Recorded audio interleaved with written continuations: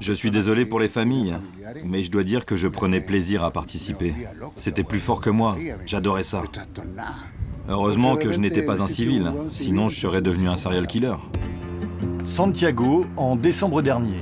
Comme tous les après-midi, c'est l'heure des confessions intimes à Radio Corazon. Estamos aquí haciendo nuestro querido chacotero sentimental aquí en Radio Corazon.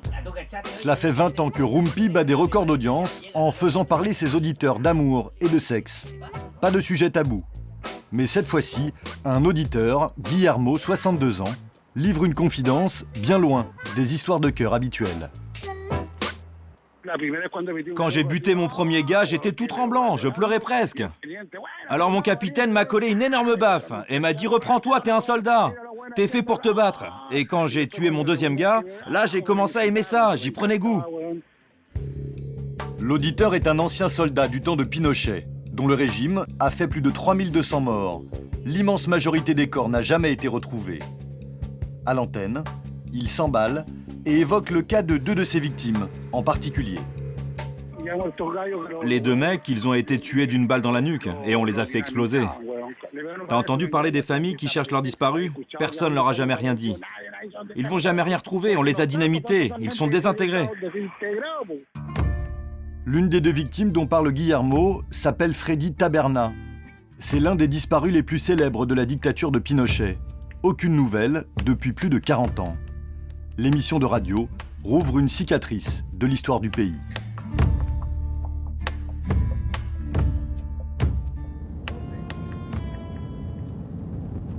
Nous sommes allés là où Freddy a été vu la dernière fois, à 2000 km au nord de Santiago, dans le désert d'Atacama. À 30 ans, Freddy était l'un des hauts dirigeants du Parti socialiste. Après le coup d'État de Pinochet, il a été arrêté et retenu ici, dans le camp de Pisagua. Aujourd'hui, l'ancienne prison est désaffectée. Federico, lui, en est sorti vivant. Je suis...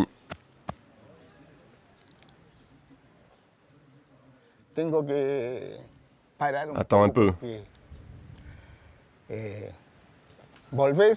Revenir ici, c'est vivre ça de nouveau. Voici les seules images filmées dans ce camp en 1974. Federico est l'homme qui porte des lunettes. Les prisonniers ne sortaient des cellules que pour les séances de torture. Ils nous pendaient par les pieds et faisaient ce qu'ils appelaient le sous-marin, en nous plongeant dans une eau immonde.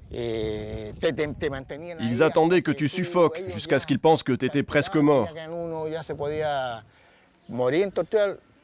Là, ils te remontaient. Puis venaient les questions dont tu n'avais pas la réponse. Et venaient encore les coups sur les reins, le foie.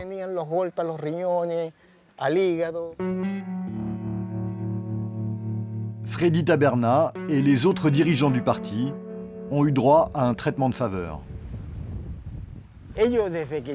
Eux, dès qu'ils sont arrivés à Pisagua, ils ont été mis dans ce qu'on appelait les catacombes, un mitard. Il y avait Freddy, Rodolfo.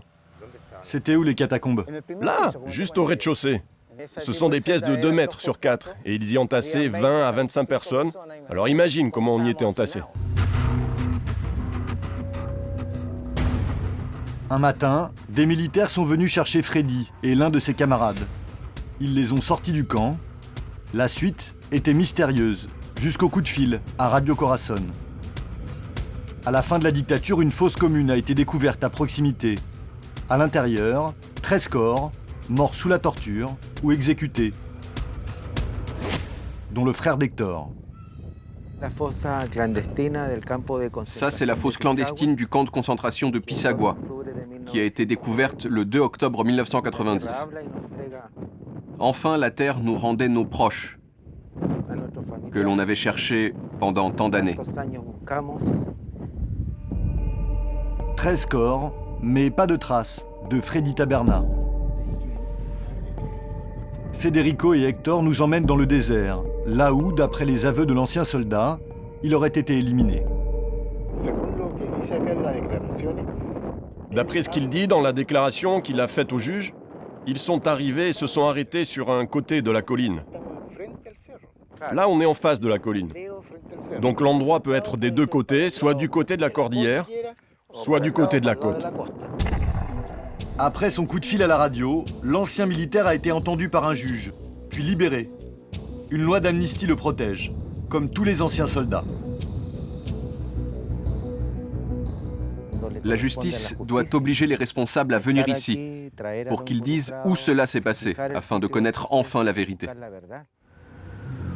La vérité, c'est ce qu'attend Ginny Arancibia, la veuve de Freddy Taberna. 40 ans, sans savoir où et comment est mort son mari.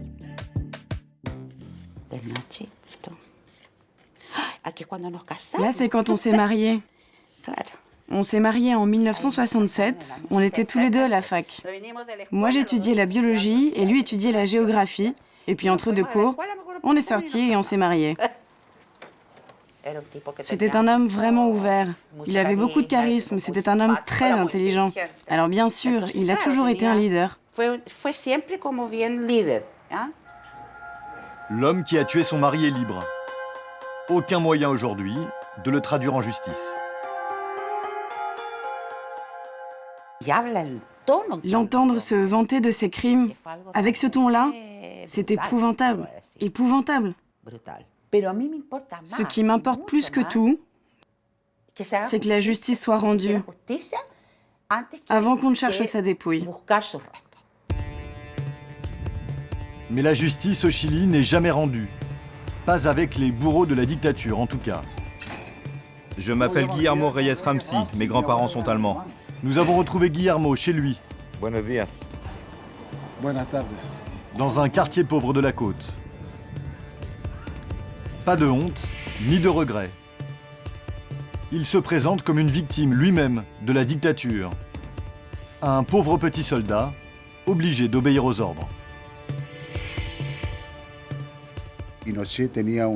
Quand j'ai su que Pinochet avait caché des millions de dollars dans une banque américaine, la Brinks, moi ça m'a retourné. Il nous avait fait jurer sur l'honneur devant le drapeau que l'on allait être des soldats courageux, honnêtes et aimant la patrie.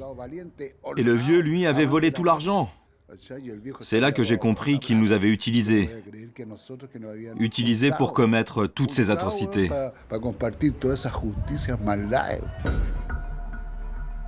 S'il a parlé à la radio, c'est pour se décharger d'un poids, dit-il. Rien de plus. Il refuse de donner davantage de détails sur ses crimes.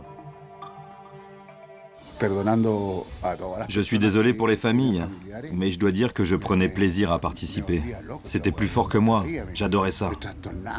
Heureusement que je n'étais pas un civil, sinon je serais devenu un serial killer. Un serial killer en liberté. Et ce n'est pas un cas isolé. Sur les dizaines de milliers de militaires qui ont participé aux atrocités commises pendant la dictature, seuls 62 ont été condamnés à de la prison.